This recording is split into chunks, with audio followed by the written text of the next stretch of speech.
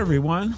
Sitting here, I guess, in the darkness of my November 17th, Monday at, 7 o'clock at night in my office. Dark here closing in on the middle of winter, but not quite. Anyway, welcome to the Reform Fringe. And I just wanted to give you a brief introduction for this particular episode. So I'm not sure what's going to happen in the next couple of weeks. I've been talking with John Moffat, who used to be the co-host with me on the Reform Fringe for what we're thinking about here. But before John left the show, we had been thinking about doing a live conference in Nashville, and that actually ended up happening near the end of October. And we met at his church, and I gave a discussion, and he also gave a talk. That it was just basically one afternoon as I had flown out there or drove out there for Blurry Creatures Conference 3, and then we also had a couple of Q&As. And so what I'm thinking about doing here for the next week to 4 weeks, depends on what's going to happen, is to upload these for you. And so my talk here, definitely in this particular episode, is coming from that conference that we had in Nashville.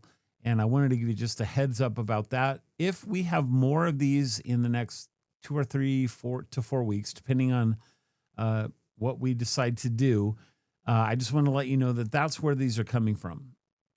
So this was a conference we had planned for a long time. And, we both had a couple of discussions, a couple of talks that we had brought up where we wanted to talk about the unseen realm, different perspective. And I had driven out with my family to BlurryCon 3 to give my own talk there. That will, at some point in time, Luke and Nate have told me will be online after their live stream goes down from the Blurry Creatures Conference. But until then, it will be, I don't know if I'll have access to that. I'd actually love to be able to get that particular talk on the Reform Fringe as well. But anyway, this is the Reform Fringe podcast, and you're here in order to hear Reform Fringe material. So I'm glad for that. Just thank you for coming. Thank you so much for listening to this podcast as we're kind of still in this transition that I'm guessing was going to go through probably the new year, just because so much has been going on and so much goes on in the holidays.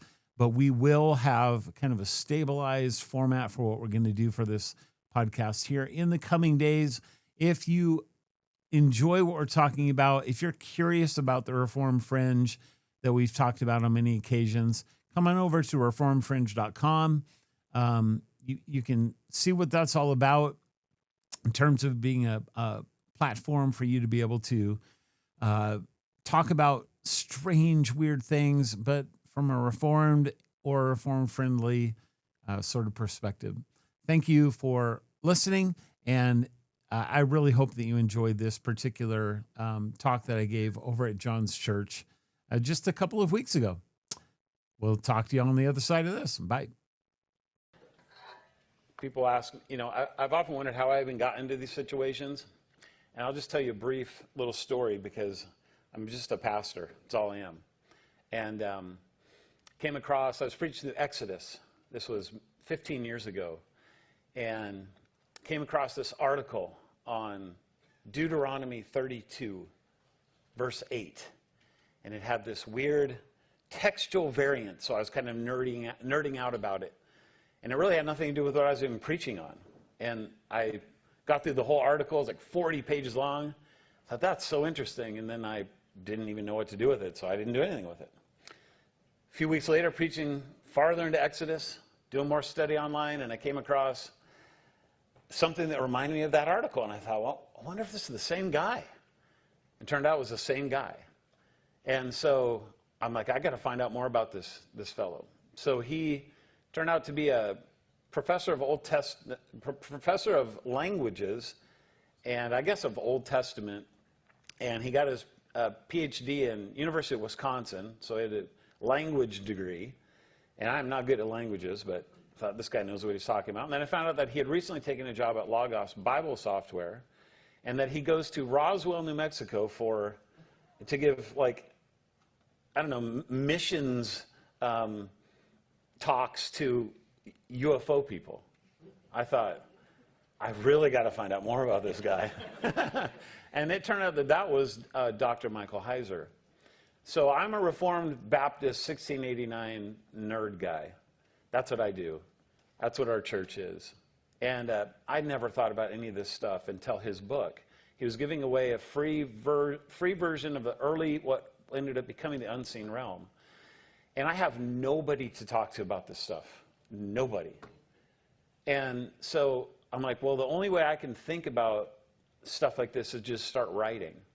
So I read a whole book. Never did anything with it.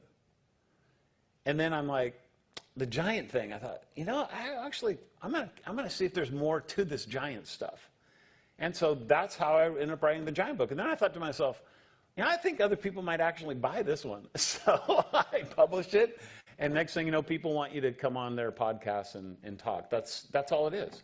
Like that's how I got into this position that I'm in. I'm thankful to God that I have the privilege of being able to know some of these things, to talk about what we're going to talk about today, about the divine counsel this morning, and some things that maybe you haven't thought of before if you have heard a lot about the divine counsel. I don't know why God's put me in this position. I feel like I've had this thought for a long time with Mike's work that why now? I do not believe that this is new stuff. I believe that it goes all the way back to the early church, but it's been forgotten. And why now? And I just can't get it out of my head as to why now, except for that I see an increasingly paganized world, especially in the West, and we are headed back to the worship of these ancient evil entities with reckless abandon. And all I can say to myself is, I think that's why now.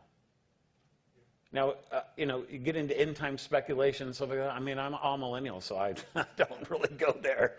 I have ways of thinking that maybe we could be in the end, but I don't know.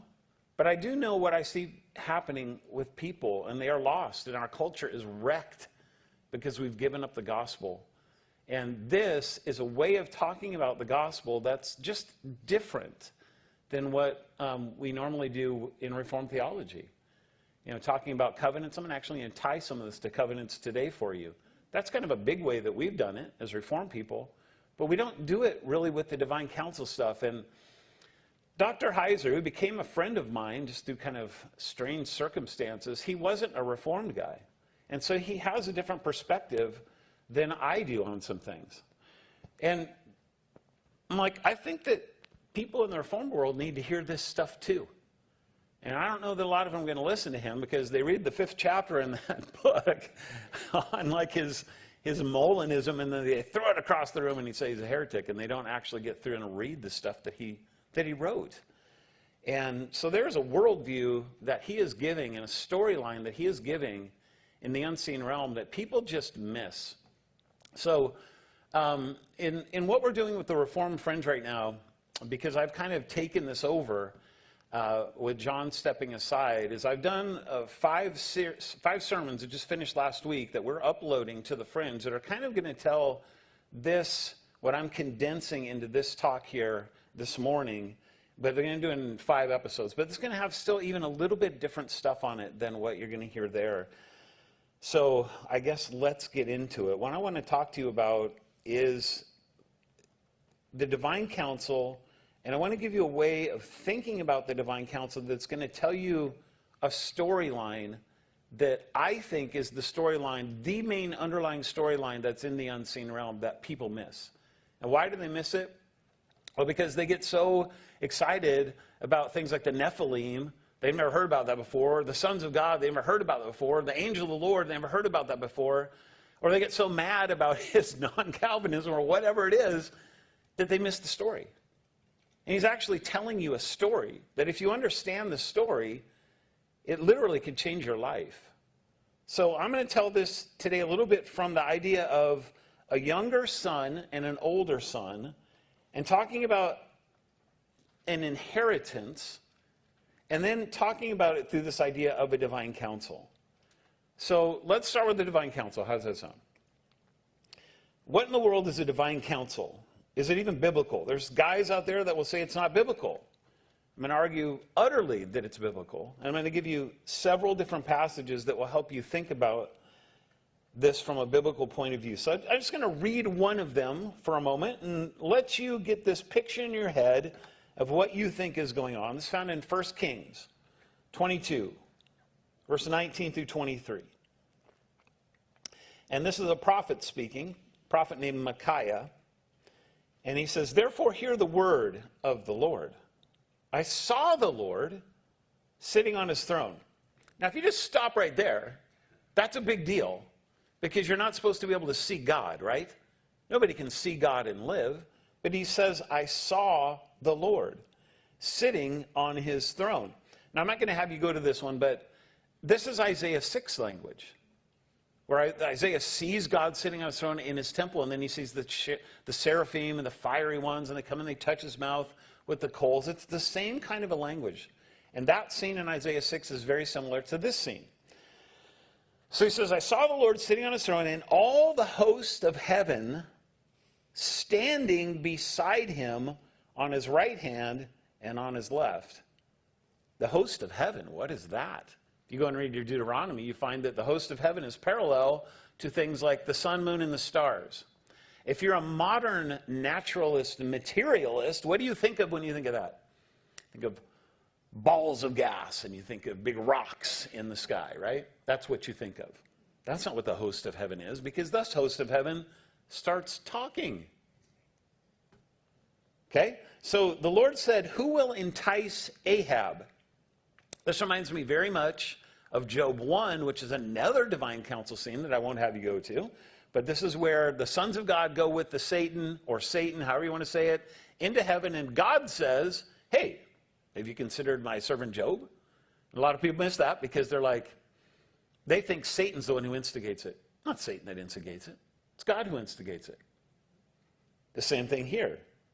Now, Ahab doesn't happen to be Job. Job's righteous. Ahab's a wicked king of the north. But the Lord says, "Who will entice Ahab, that he may go up and fall at Ramoth Gilead?" And it says one said one thing, and another said another. So the host of heaven are discussing. They're having a debate in front of God in his throne room. I get the picture that maybe they're sitting around a table. Maybe there's other thrones or something up here. And then finally it says, "Then a spirit came forward and stood before the Lord, saying, I will entice him." And the Lord said to him, "By what means?" And he said, "I will go out and be a lying spirit in the mouth of all his prophets." And he said, "You are to entice him. You shall succeed. Go out and do so. Now, therefore, behold, the Lord has put a lying spirit in the mouth of all these your prophets. The Lord has declared disaster for you." So I want you to notice, not just are they discussing things, but there is a head of this group, and that is Yahweh. And it is Yahweh who makes the final decision, doesn't he? And in fact, it's said that the Lord starts it, and then it says that the Lord is the one who puts the lying spirit in the mouth of the prophets, even though it says that the Spirit said he would do that. All right? This is a divine counsel scene. That's the definition of a divine counsel scene. There are all kinds of these in the Old Testament and in the New Testament. Here's one in Daniel 7. It says, as I looked, thrones were placed. So plural thrones. There's a place in the New Testament, by the way, that Paul talks about powers, dominions, and thrones. Where does he get that idea from? He gets it right out of Daniel 7. I looked, and thrones were placed, and the Ancient of Days took his seat. His clothing was white as snow, and the hair of his head like pure wool. His throne was fiery flames. Its wheels were burning fire. A stream of fire issued and came out from before him. 1,000,000 served him, and 10,000 times 10,000 stood before him. So there's your scene. And then look at what it says here. The court sat in judgment, and the books were opened. Now, right after this, you have the scene of the one like a son of man coming before the Ancient of Days. And it says he receives basically his inheritance, a kingdom from this Most High who is here presiding over this court. And of course, Jesus comes along, and at his trial, Caiaphas says, "Are you the Son of God?" And he doesn't answer him directly. Sometimes in one of the Gospels he says, "You say I am." But he goes on to say, "I tell you that you will not see the Son of Man again until you see him coming on the clouds of glory in his kingdom." What's that? It's Daniel 7. And it's a divine council scene. So this is very important to see that we're seeing beings, we're seeing a throne with God on it, we're seeing a court, we're seeing books. If you go to Daniel chapter 4, you would see that there's a decree from these beings called the Watchers. And they come to Nebuchadnezzar and they say, "We have come to give a decree from the Watchers." And then it's a punishment. He's going to basically be like a beast for 7 years. And then the Watchers carry out the decree. But it's always God who is the one who is sovereign. If you read the very end of that, right, Nebuchadnezzar acknowledges that there is no one that is sovereign like God is, even though it's the Watchers who said it. So you have this weird interplay between these created beings, whether they're called the host of heaven or they're called Elohim or they're called angels or whatever, spirits, and God who's sitting on his throne. Okay?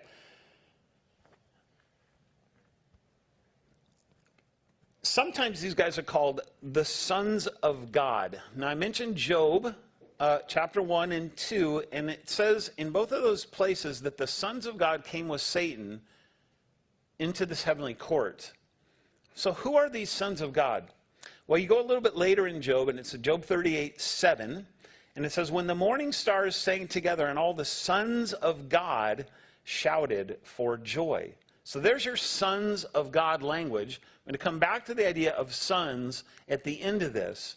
But if you read the context of what it's talking about, God is now come to Job at the end of the book, and Job is this close to cursing God like his wife wanted him to early on in the second chapter. He hasn't done it yet, but God comes to him in the whirlwind, and the first thing he says is, "Job, where were you? Who do you think you are? I'm the one who fashioned and formed the world and put it on its pillars and foundations." This is Genesis language from Genesis chapter 1, and it's language that comes from before the sixth day. Why does that matter? Because it's on the sixth day that God makes humans. So prior to that, there's no humans around. And yet, this verse says, "Where were you when the morning stars sang together and all the sons of God shouted for joy?" You know what that means? It means the sons of God are not humans, because there's none around. They haven't been created. So the sons of God here have to be angelic beings. So keep that in the back of your head. I'll give you a couple more, and then we'll kind of transition.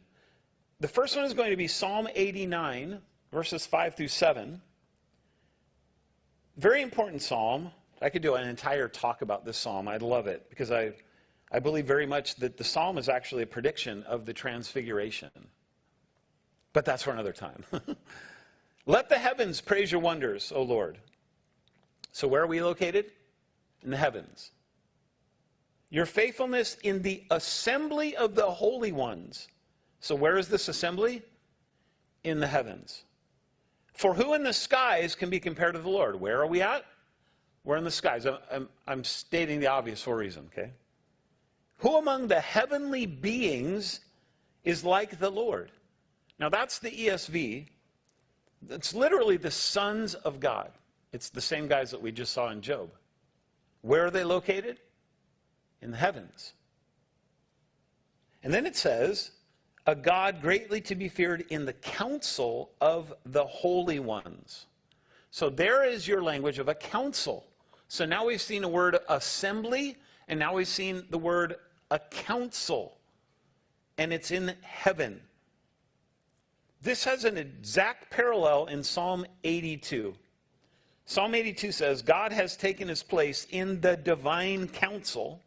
In the midst of the gods, he holds judgment.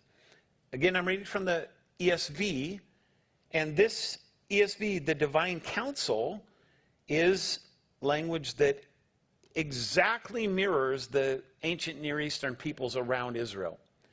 God, it's singular. The word there is Elohim. It has a singular verb. God stands in his place. Where would that be? It would be on his throne in this divine council, parallel to Psalm 89, in the heavenly places. And then it says, in the midst of the gods, he holds judgment. How many of you are going to Blurry Creatures? All right, several of you. You're going to hear me talk about this a little bit more, either tomorrow or the next day, whenever Nate had me go up there. Because it's very important that you know something about this passage. When it says, in the midst of the gods, he holds judgment, that's also the word Elohim. And it has a plural verb. And that means that it's plural to be translated as a plural.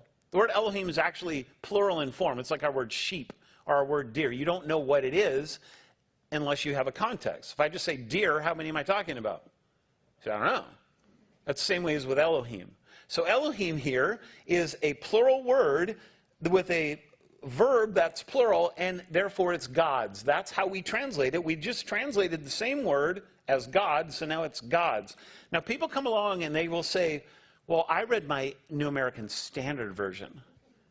And the New American Standard Version here talks about how it's the rulers in the middle of a congregation.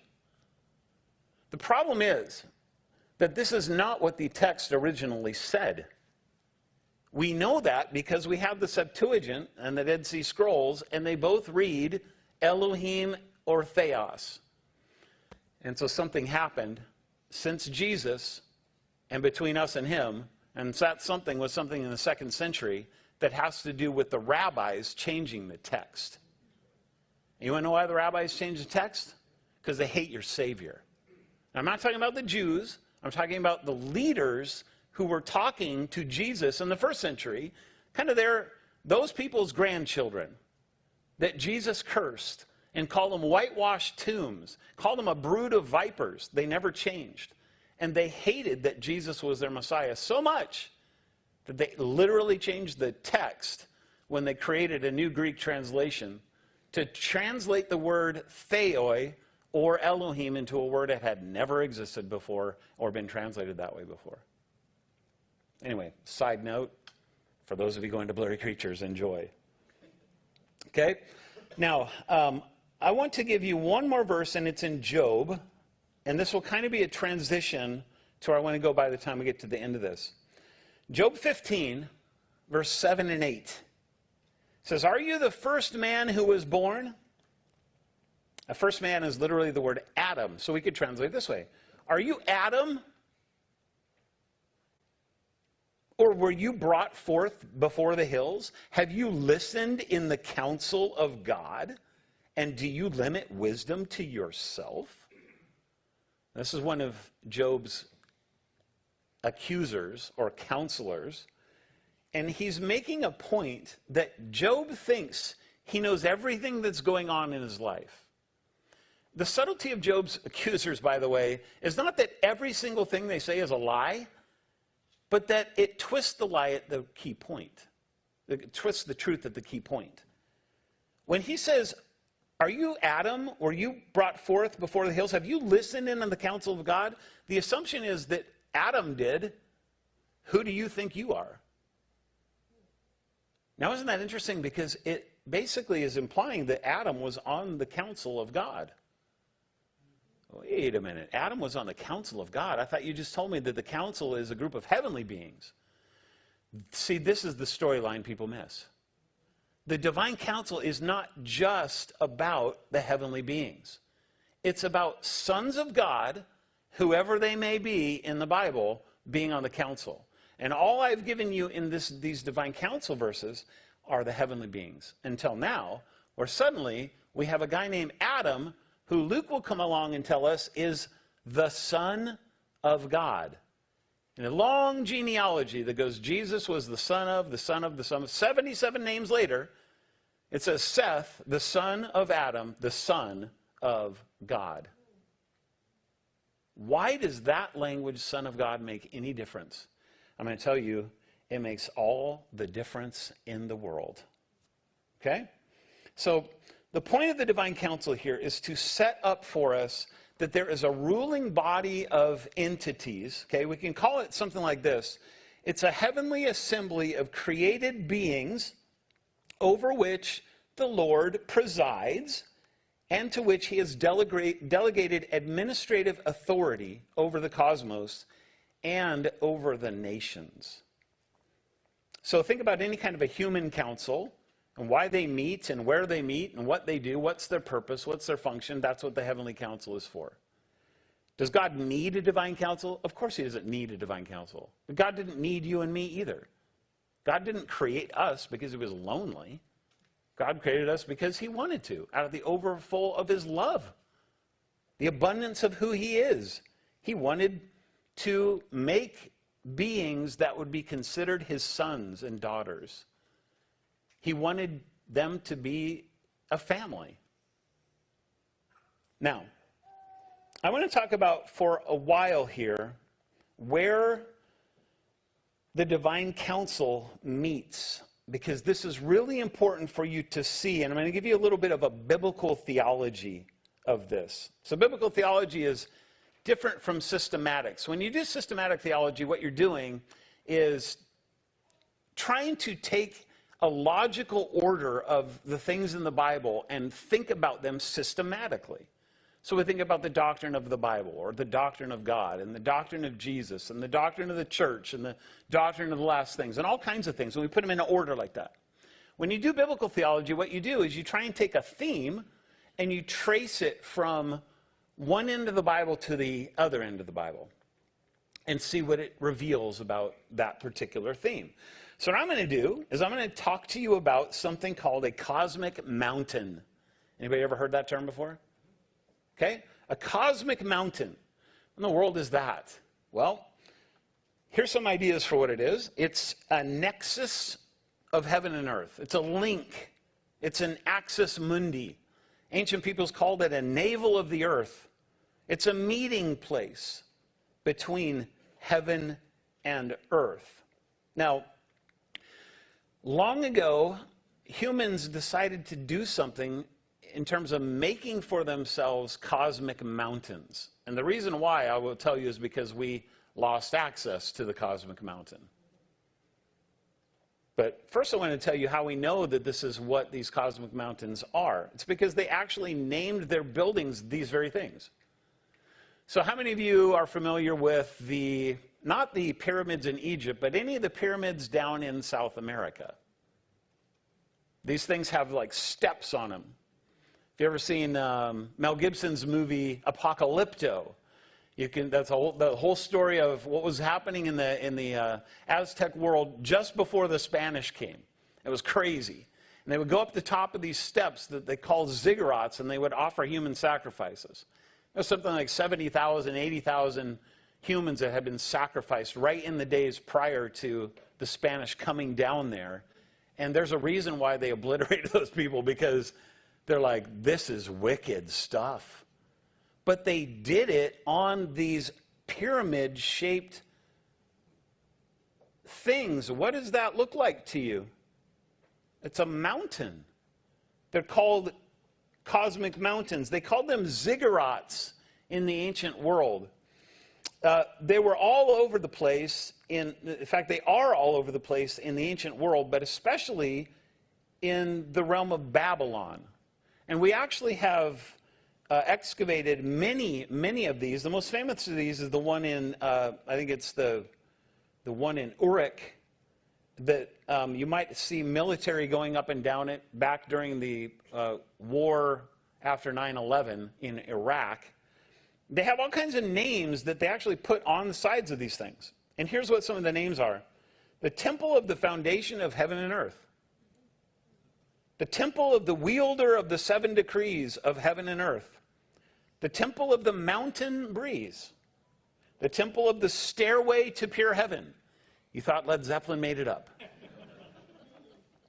The temple of the foundation of heaven and earth, the temple which links heaven and earth, the temple of the ziggurat, the exalted dwelling place, the temple of the god Nana, the temple of the god Dadia. Those are the names of them. So what do you get from this? You get, they're linking heaven and earth. There are gods that are somehow over these temples, and they look like mountains. That's a cosmic mountain. Now, there's one that's really, really famous in the Old Testament that humans made that was considered pretty evil. Anybody want to venture a guess? Tower of Babel. Tower of Babel is a ziggurat. That was its function. Its whole purpose was to link heaven and earth. The thing is, though, this is something that humans made so that we could climb. If you look at this, like it doesn't work if you look at the Egyptian pyramids. I think they still have the same basic function. But if you look at the staired ones, that gives you a much better idea because that gives you the picture of something like the stairway to heaven, right? That's its purpose. By the way, when Jacob has his dream and it's translated as a ladder, it's okay. Like I can go with that translation up to a point because you are climbing up rungs, but it's actually a ziggurat. He's actually seeing a cosmic mountain. And there is a being on the top of that mountain. His name is Yahweh. And he sees angels ascending and descending on it. Why? Because, guys, this is what the cosmic mountain is. They're on top of the mountain. They're deliberating. And then they come down and they mess around on the earth doing whatever it is that they do. Interestingly, do you know how that has a fulfillment in the New Testament? Jesus says that I am basically the ladder between which the angels go up and down. I am the cosmic mountain in John chapter 1, the very end of the chapter. So you have humans who are trying to reach up to God on a cosmic mountain. And why are they doing this? So let's go through some of the cosmic mountains that you know about in your Old Testament. Just think about this for a little bit. First one I'm going to start with is Mount Ararat. Why is that famous? Noah's Ark, right? So what happens on top of Mount Ararat? Okay, so the boat lands, and then God comes to Noah, and he gives, our Reformed people are not in total agreement about the nature of the covenant. Is it a new covenant? Or is it the one from chapter 6 just restated? I tend to think it's the one from chapter 6 restated. But the deal is, he gives them a covenant. And he says, and then he kind of reiterates the language from Genesis chapter 1. And then he sets up Noah as kind of this new Adam figure who's to go out and repopulate the earth and do the same things, carry out dominion and so on and so forth. Ararat is a place that the ark lands. I would also note this, that the ark itself emulates and has dimensions that are very intimately related to the tabernacle and the temple. And it has 3 tiers, just like the temple. It's a 3-leveled structure, okay? And so I would argue that the Noah's Ark is actually a temple. And that will become important here as we kind of go along, because you have a temple on the side of a mountain, and a covenant is being made with a federal head, if you want to call it that. That's Mount Ararat. Why does it happen on a mountain? Just let that sit in the back of your mind for a little bit. Second one I want to talk about here is Sinai. Mount Sinai, of course, is the place where Israel is supposed to go. They end up getting there by the time you get to Exodus chapter 19. You have these people sitting at the base of the mountain. God sets up this almost like police tape around the base of the mountain and says, none of you are allowed to go and touch the mountain. You're to stay at the camp at the base. He actually ends up bringing a certain number of people up to the side of the mountain in chapter 24. I'll talk about that later. And then one guy gets to go up to the top of the mountain. That's Moses. Now, does that sound similar to anything? If you take Sinai and you put it into the tabernacle, so here you have the three areas. You have the ground, you have the mid-mountain, and you have the top of the mountain. It says exactly the temple. It's exactly the tabernacle. All the people are allowed in the courtyard. The Levites are allowed to go into the holy place, and only one guy is allowed to go into the most holy place, where God resides. Where is God on Mount Sinai? At the very top, where all the people are terrified. Where did this guy go? Moses. He's up on the top of the mountain. He's gone. Make us gods that will go before us, because we're terrified of the God that's up there. That's what they're saying. What are the Ten Commandments? It's the covenant that God gave to Moses. Where did God give that covenant? On top of the mountain. Now, wait a minute. We just saw that Ararat was a covenant on top of a mountain. And now we're seeing that God makes a covenant with Moses on top of a mountain. Are you seeing any kind of pattern emerging? I want to go to Zion, Mount Zion. Now, I don't want you to think New Testament. I want you to think Old Testament for a minute. 2 Samuel 7:13, where God makes a covenant with David. And what is in David's heart when he wants to do this? He wants to build a temple. And where's this temple going to be built? It's going to be built on Mount Zion. So you have another idea of a mountain and a temple and a covenant. This is starting to become a pattern. I want you to think about another one. Now, this is not, I would say it is in the Bible, but it's implicit. You have to know the story. It's in Psalm 68. It's remembered, I think, with anything you read about Og, the king of Bashan.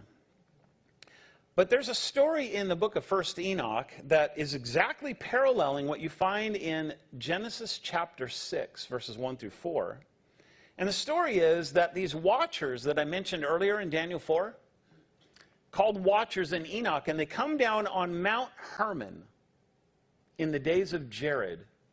And it says they take an oath with one another. Do you want to know another word for an oath?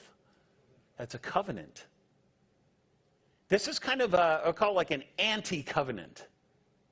Because they're not going to go do something good, and it's not a covenant that is being made between the Lord God and his people with a federal head. This is a covenant between the watchers themselves to go down and basically ruin humanity. But where do they do it from?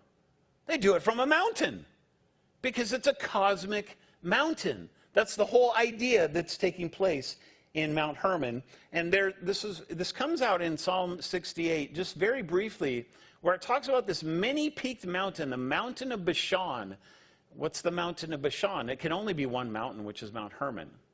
And that mountain then says, why are you so angry, many-peaked mountain, at the dwelling place that I made for my abode, which is Mount Sinai?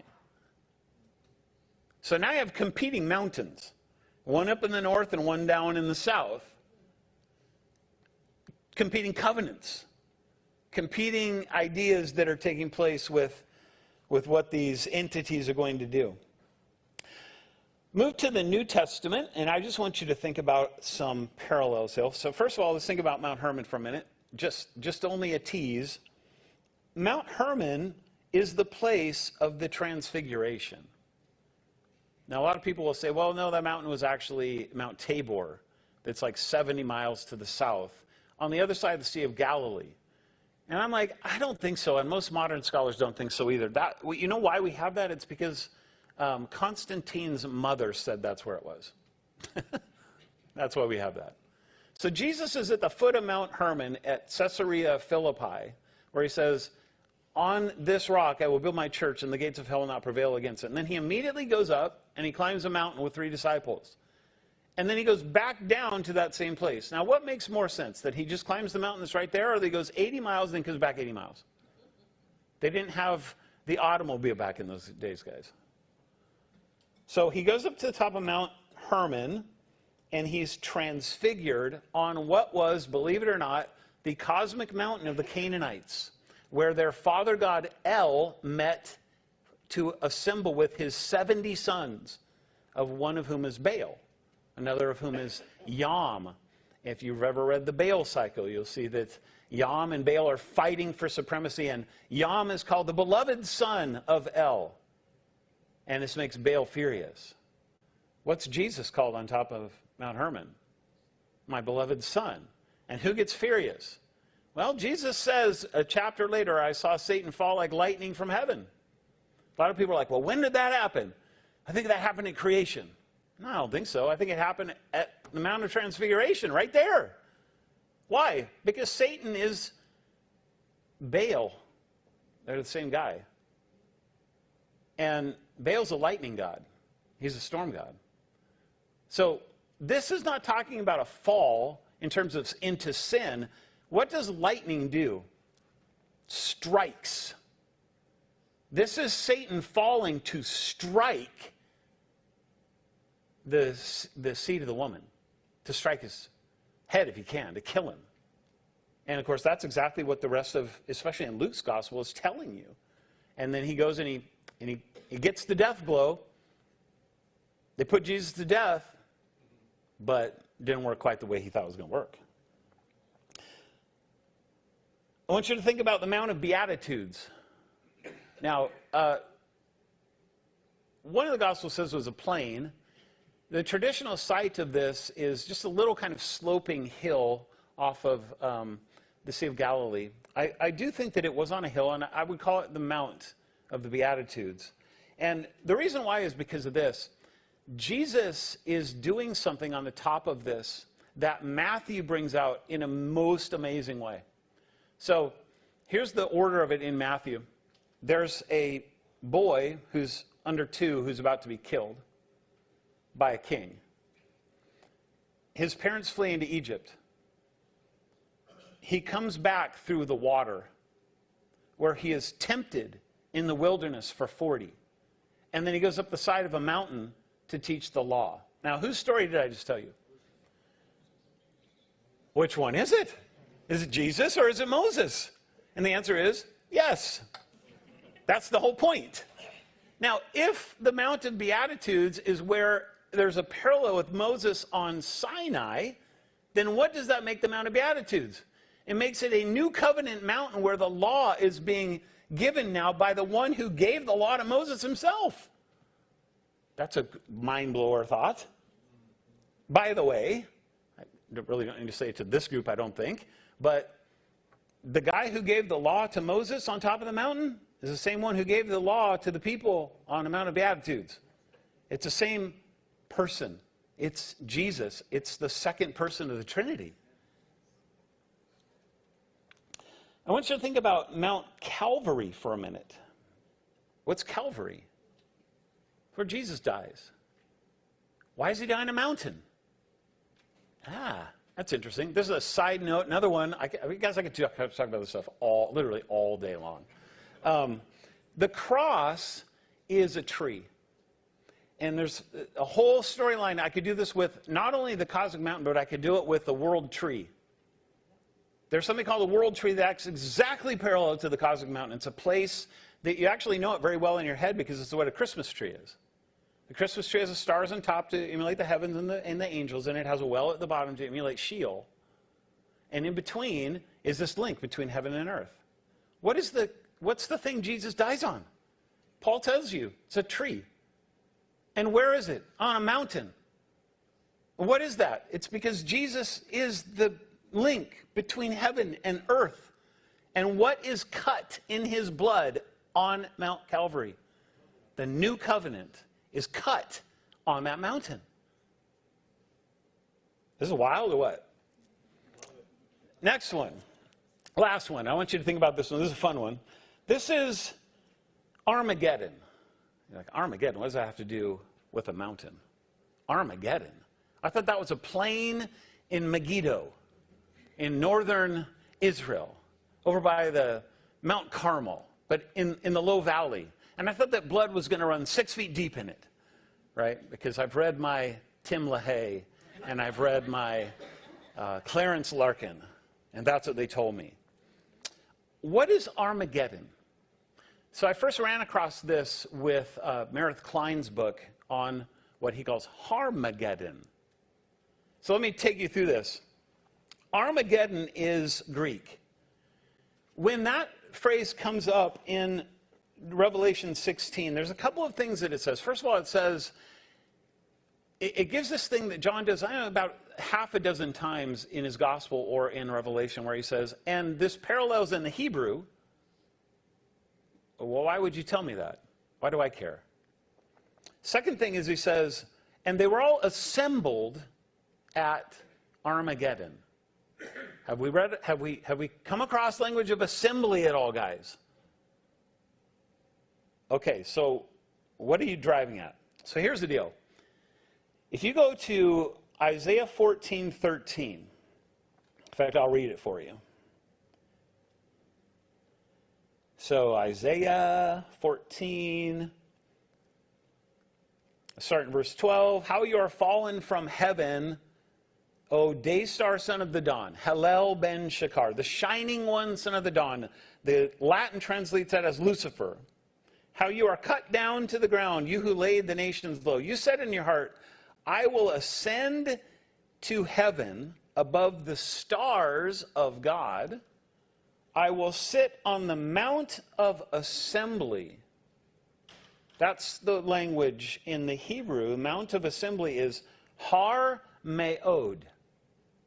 Now, if you just have your Hebrew, you know that Hebrew doesn't have any vowels. So it's an H and an R in English, and an M, and then a little apostrophe, and a D. Now, if you get Harmageddon, you see, oh, there's some similarities there. If you get rid of Armageddon, you see an M, you see a D. And the thing is that Har is the word for a mountain in Hebrew. When you translate over to Greek, you drop the H. So it would just be R, not Har. So now you got Ar-Moed. That's getting closer. There is no ayin in equivalent in Greek. The ayin is just in English, it's this little apostrophe. So what they did is they took a Greek letter and they assigned the letter Gamma to this ayin, and that's the letter G. Now all of a sudden you got Moed becomes Magid. Harmagid. Guess what? Harmageddon. Armageddon. Mount of Assembly. It's the same thing. What is Armageddon? It's the Mount of Assembly. If you go to Revelation chapter 21, you will see that that John sees he's taken to a great mountain where he sees this city coming down out of heaven, the New Jerusalem. If you go to Hebrews, in chapter 12, it talks about, you have come to the Mount of Assembly as Christians. Do you understand the significance of what's going on here? If you know the biblical theology of the cosmic mountain, what that's telling you is that you are now being brought up to the place where the assembly meets in heaven. That ought to stun you, you guys. That ought to stun you. You ought to not just be like, what? It's truly a mind-blowing thing that the New Testament is taking this theme of the cosmic mountain that I said Adam was given a place on, and it's for the entire Old Testament after Adam is kicked out of Eden, it's only heavenly beings that are on this. But by the time you get to the New Testament, now all of a sudden Jesus gets on it. He becomes the mountain, and now Christians are on the mountain. Come on, you can't make that kind of stuff up. Now, one more mountain for you to know is in Genesis 1 and 2. What is that? Eden. You're going, oh, wait now. It says that Eden is a garden. Like, yeah, it does say it's a garden. You know how Nebuchadnezzar depicted his hanging gardens of Babylon? As a ziggurat. Do you know what Ezekiel chapter 28 calls Eden? The mountain of God. How you were cast down from the mountain, O great cherub. What cherub? I think it's the same guy we just read about in Isaiah 14. Hallel ben Shakar, the shining one. the son of dawn. He was cast off the mountain because he wanted to exalt himself on the mountain above all the other stars. And God said, that's not going to happen. So Eden is a cosmic mountain. Now, wait a minute. If Eden's a cosmic mountain and Adam is given a place on the divine council in Job, guess what that means? Adam was given a seat on the divine council, on the mountain. For his sin, he was cast out away from Eden. So he could no longer be participating in the divine assembly. And Jesus wins that back for us. Now, I want to take one more theme here. Maybe two more themes. Let's take two more themes. I got enough time to do this. First one is the theme of 70. You can look for this. When did I do this? Was it last week or 2 weeks ago that we talked about 70 in this series that I'm putting up on the Reformed Fringe? 70 is an incredible number that tells this exact same story is when I'm using the divine mountain. And we first come across this number in Deuteronomy 32:8. Now, this is how I started off when I told you when I first kind of dabbled in this stuff. This is what Mike Heiser's paper was on Deuteronomy 32:8, and how there's a textual variant that says the number of the sons of God or the number of the sons of Israel. And again, for blurry creatures, in a day or two, that was changed by the rabbis from sons of God to Israel, deliberately because they hate Jesus. But I don't want to focus on that. I want to focus on the number. I mean the number. Moses doesn't tell you the number. He says they were given to the nations according to the number. What number? Well, you have to figure out, well, when's he talking about? He says, remember long ago when the Most High gave their inheritance to the nations. What inheritance? What's that talking about? It's talking about Babel. It's talking about that ziggurat place that we just looked at. All the people wanted to go up, so God disperses them off, exactly like what he did with Adam. And if you read your Genesis 10 and you count up all the names in that long genealogy of all the sons of Noah, you will find that there are 70 names. So the number is 70. And this number is remembered by the Jews all over the place. This is not even a debate. 70 is the number. It's the number of the nations of Babel, and it's the number of the sons of God. In the Canaanite religion, they actually have the same number. The sons of El that met on Mount Hermon, there's 70 of them. I don't name them all, at least not in the stuff that we've found so far. They name probably 15 of them, but they say 70. Same thing. So now, if you go forward back into the Exodus story again, you come to Exodus 15:26. This is right before the launching pad where they go into the wilderness of sin and they are tempted.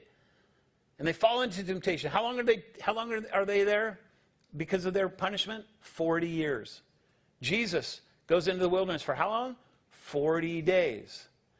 Who's he tempted by? He's tempted by the devil. So if you go to this verse, Exodus 15:26, I'll read this one too because it's so interesting. First time I saw this verse, I was like, you've got to be kidding me.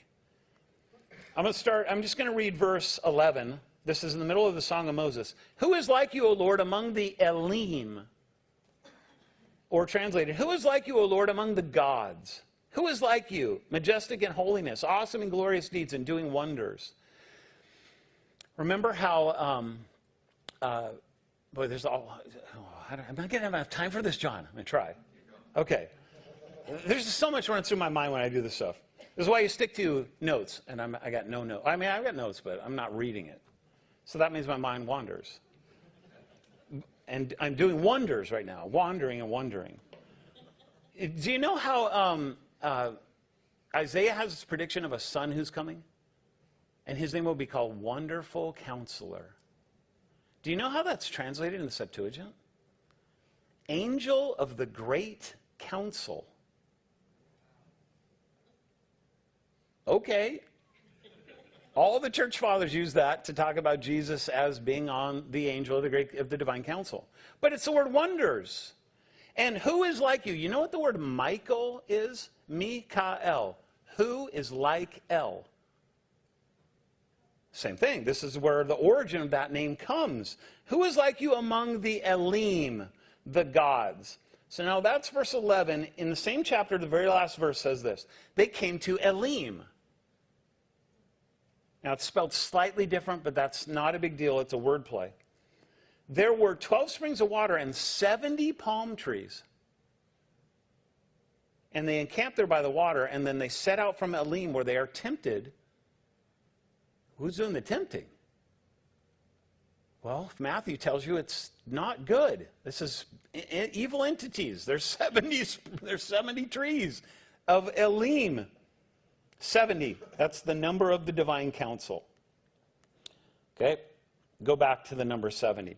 When Israel's at foot of Mount Sinai, Exodus 19, and then Moses gets the 10 Commandments, and then you come to chapter 24, and you see that God says, Moses, I want you to take your brother, I want you to take his sons, and I want you to take 70 elders and go up the mountain, and there you will behold me.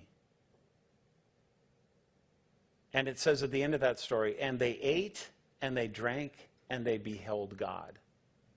They met with God on the mountain. That was a privilege that had only been given to Moses, and now all of a sudden it's given to the 70.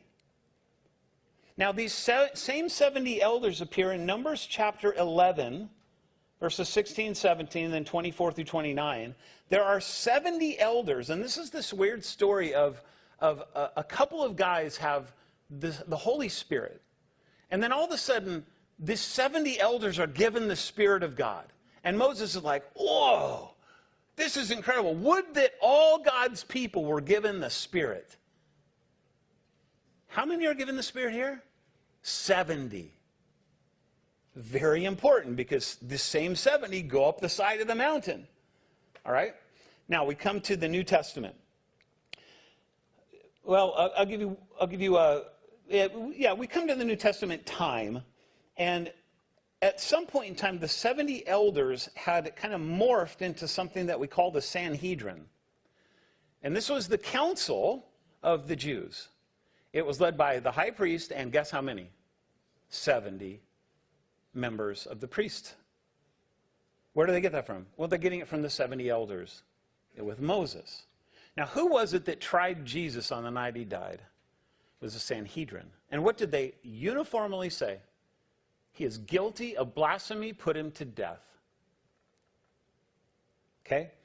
Just before they say that, as Jesus comes off Mount Hermon, and he's getting ready to go into Jerusalem. So he's up in Sea of Galilee, he comes down to Samaria, and he says, guess what? I'm going to send 70 of you out, 2 by 2. And you're going to go before me and pave the way as I go down. And then they come back, and they're totally surprised. They go, wow, evil spirits are cast out in your name. We have power over demons.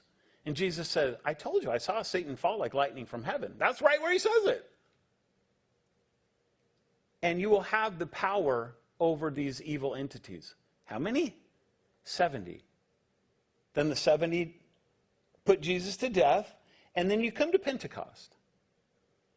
Pentecost takes place, really, you could say, on Mount Zion. It's just outside of the city today, in an upper room.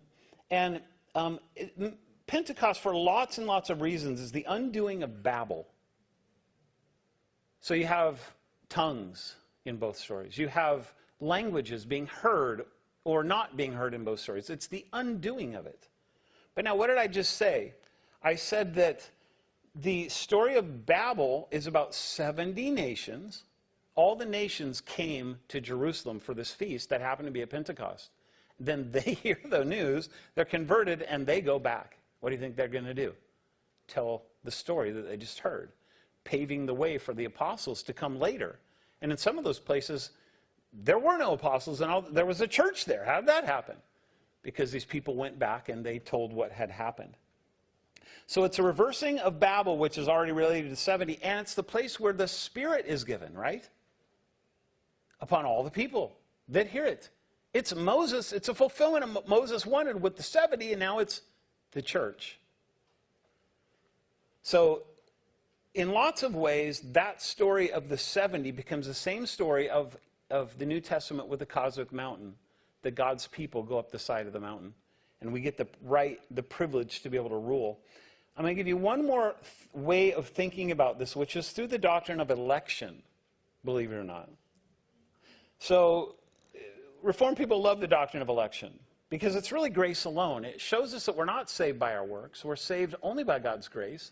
We're saved by his sovereign choice over us. Now, if there were heavenly sons of God that were before Adam, that were singing when God made the heavens and the earth, and then God makes a human, and he calls him the Son of God, and he gives him an equal seat on the table, then it would seem that you could call them in some kind of a weird way brothers, because they're both sons of God. Which one would be the younger son? It would be Adam, right? Because the elders are there already.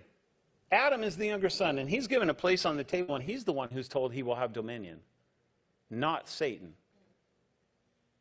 Now, I want you to think about your doctrine of election. Who's older, Isaac or Esau? Esau. Who gets the blessing? Isaac. Who's older, Jacob? Isaac or Ishmael, right? Isaac or Ishmael. Jacob or Esau? Who's older? Esau. Who gets the blessing? Jacob. Who's older, Reuben or Joseph? Reuben. Who gets the blessing? Joseph. This happens throughout the whole Bible. God always chooses the younger over the older. Who gets the blessing? Abel or Cain? Abel. Who's the older? Cain. Just, it happens all the way through the Bible. The nations at Babel, this is where the interesting thing where it says there were what the rabbis did when they said the 70 sons of Israel. Israel wasn't at the Tower of Babel. It didn't exist.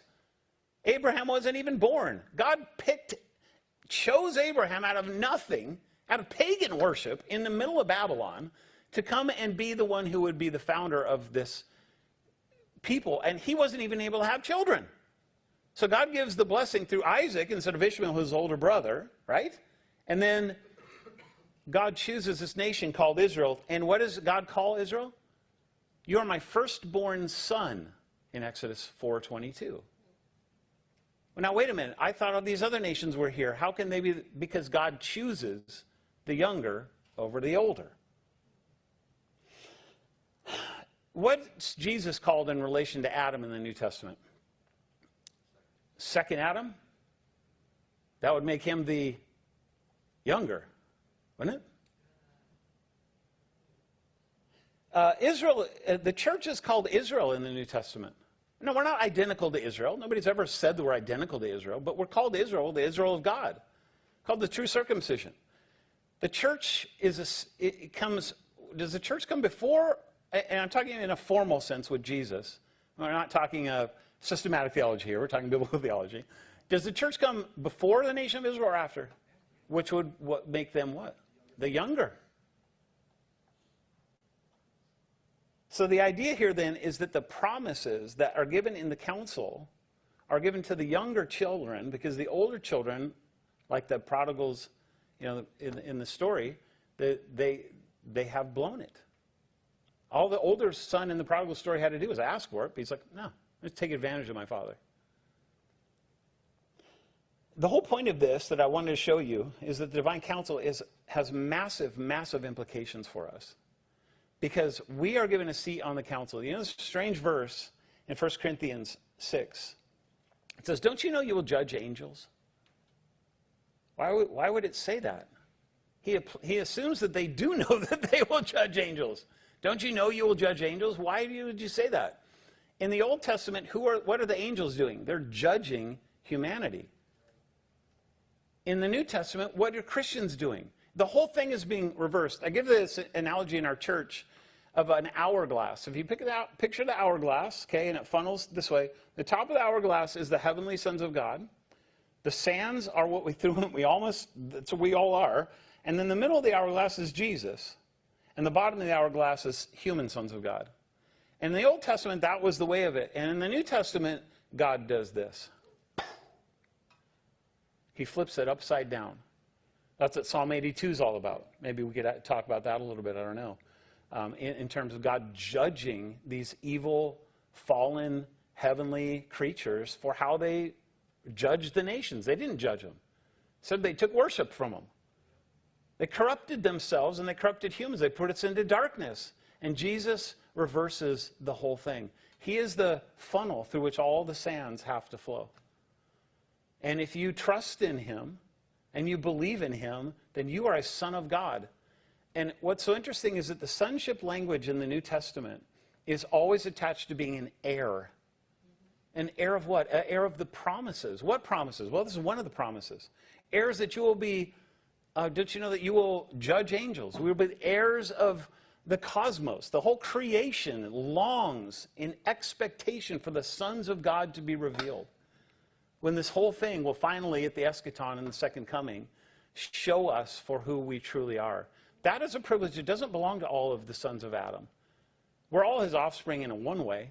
We're all God's offspring in one way. But this is special sonship language of adoption that's given to God's people through faith in Jesus Christ. You are heirs of God, sons of God, through faith, Paul says in Galatians. So I hope that you will take that with you. Lots and lots to think about there. Those are just different ways that I think about the divine counsel and why it's been such some pressing on my mind for all these years. So come on up.